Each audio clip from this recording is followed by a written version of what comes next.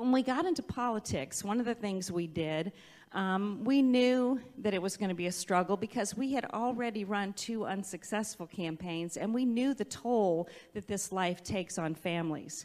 So we decided that the kids were going to go with us, and they were going to come along, and they were a part of it. They understood. One time I heard Barbara Bush speak about family, and she said that they moved 25 times. And we're almost there, aren't we? About 20. We're at least about 15 right now. And every time we move, the kids moved with us. And so when we finally got to the stage where we were running for governor,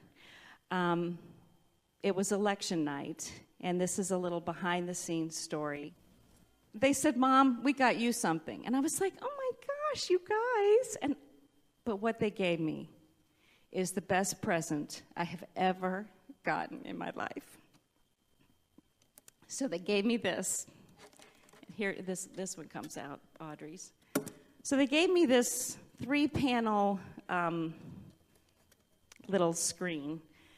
And they said, "You know what, Mom? We thought it would be fun to give you a little frame that in each frame we each give you our favorite momism, our favorite thing that you have said over the years." And Michael said, this is his quote, "I'm not going to let what's going on out there affect what's going on in here." And he said, "You have continually safeguarded what matters most in this world. You are the difference."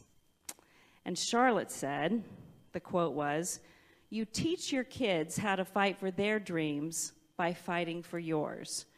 You've shown us how to fight. You've shown me how to fight for my dreams by fighting for our family. Thanks for always being mom first." Now, Audrey's, I have to tell you, Audrey is our crosswind. and every family has them.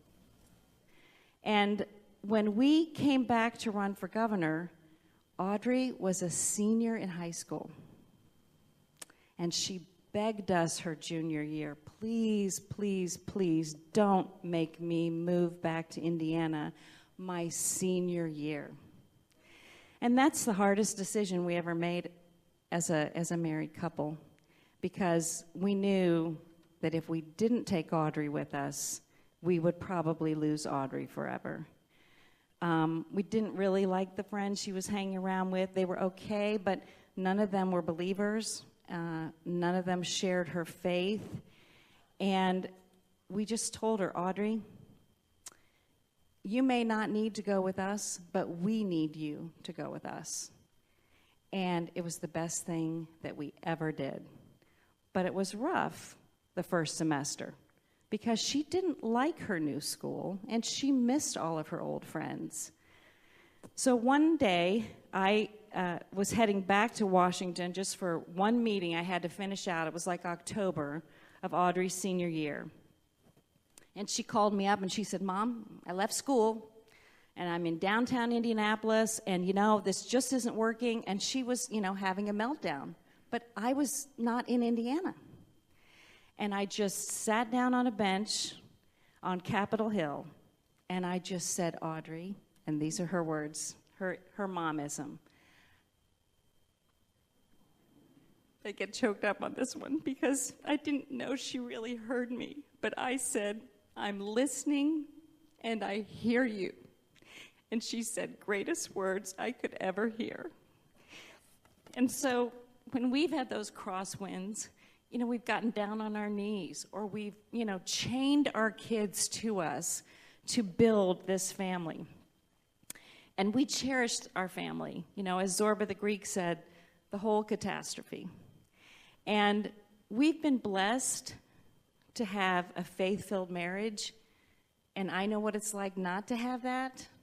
And I know what it's like not to have the mom and the dad in the home. We've been blessed, and we have to give all the credit to Jesus Christ that our family is as strong as it is. It's not because of us.